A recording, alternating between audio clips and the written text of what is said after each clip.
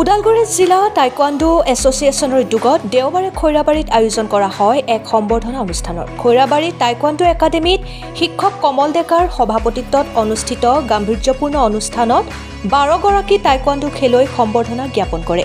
ৰাজ্যিক আৰু ৰাষ্ট্ৰীয় পৰ্যায়ত বিভিন্ন ঠাইত অনুষ্ঠিত ক্ৰীড়া সমাৰোহত পদক লাভ কৰা আৰু দেশৰ ভিন্ন ঠাইত শীঘ্ৰেই হ'বলগীয়া ৰাষ্ট্ৰীয় ক্ৰীড়া সমাৰোহত অংশগ্ৰহণৰ যোগ্যতা অৰ্জন কৰা খেলুৱৈসকলক আনুষ্ঠানিকভাৱে সম্বৰ্ধনা জ্ঞাপন কৰে জিলা টাইকোৱাণ্ডো এছ'চিয়েশ্যনে।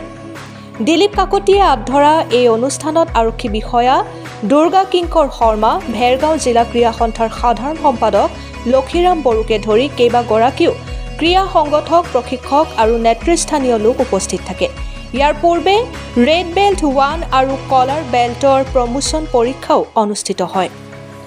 খৈৰাবাৰীৰ পৰা ধীৰেন মহলীয়া ৰিপৰ্ট, অৰুণোদয় আছাম।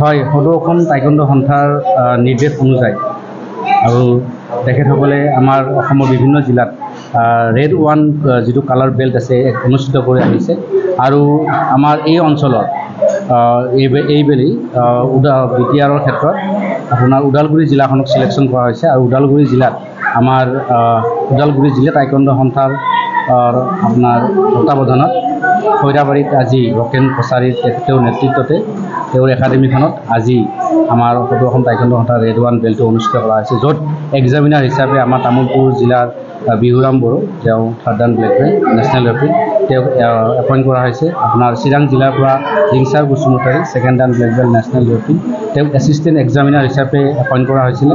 আৰু ৰকেন কছাৰী আমাৰ ওদালগুৰি জিলাৰ তেওঁ secretary national referee 2nd dan black belt, তেওঁক পঞ্জীয়ক হিচাপে তেওঁক নিযুক্তি দি আজিৰ এই অনুষ্ঠানটি যিটো বেল্ট আছে বেল্ট চেৰিমনিটো বেল্ট প্ৰমোশ্যন টেষ্টটো অনুষ্ঠিত কৰা হৈছে।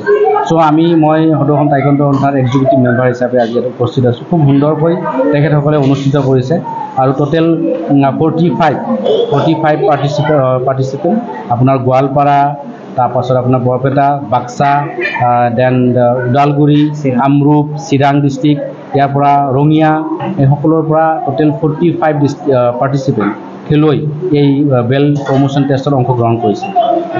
মইতো বহুত ভাল লাগিল আজি। এই টাইকোৱাণ্ডো এছ'চিয়েশ্যন বুলি পেলাই তেনেকুৱা নাছিলে, আমি এনেই টাইকোৱাণ্ডো খেলিছিলোঁ আৰু খৈৰাবাৰীৰ জন্মদাতা আমি সঞ্জীৱ আছিলে। সঞ্জীৱতে বহুত পিছত তাৰ আগতে আমাৰ দিলীপ তেখেতৰ নেতৃত্বত খৈৰাবাৰীৰ কেইজনমান ল'ৰাক লৈ পেলাই আমি জন্ম দিছিলোঁ।